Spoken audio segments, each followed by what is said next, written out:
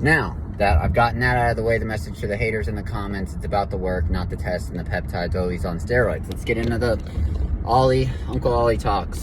And we're on the way home from the grocery store. It is not about what you're fucking taking, because let's say you're taking test and GH. A good cycle of that would be 200 to 400 milligrams of testosterone and a low dose of Masteron, or Primobolan, not too much to crash your estradiol. Now, you got your main components out of the way. I only take about 75 mgs up to 100 mgs of test a week, split in doses. But it's not about what you're taking. Oh, but he's on growth hormone, he's on peptides. Yeah, that'll work for a little while. But let's say you're taking 2-3 IUs of growth. That's going to give you the same lipolysis that doing an hour of cardio does. And eventually, you're not going to be taking GH year-round for years on end. Because otherwise, your stomach's going to grow, and you're going to look all fucked up, and your hands are going to grow. And it's just not good for the body to exogenous GH like that all the time. Shit's gonna grow, some stuff's gonna get fucked up. Like my stomach grew from the amount of IGF I took from 1 year of competing. With that being said, everybody wants a fucking easy answer when the answer to all this is 1, internally validating ourselves, and 2, enjoying the process, loving the work. It takes years and years and years of building this tissue. I don't even really have to lift weights anymore because I've been lifting since I'm 15 and I'm 32.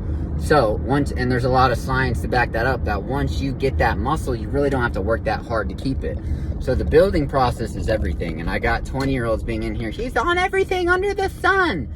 No, I just have veins from training for so long, and creates muscle density, and it splits up the fibers. I don't even think I look good anymore because I'm like 40 pounds lighter than I used to be. That's why getting comments like that is so annoying, because people can't fathom that you can naturally just train and get yoked as fuck.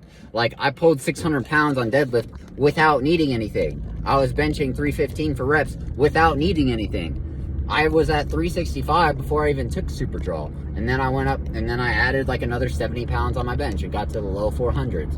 And I got my deadlift up to close to 700. Squatted 6 plates. But before that, I was doing, I would say I was doing 3 plates for like 10 to 15. But after I got on, 4 plates, 10 to 15. Then 4.5 for sets of 10. And it's just a progression. But nothing's going to replace the work and enjoying the process.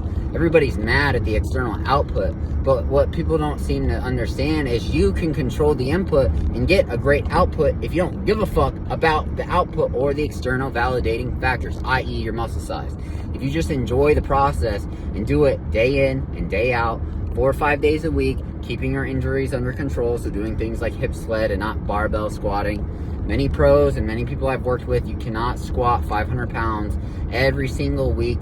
Your hips are going to give out, your knees are going to give out, your back's going to give out.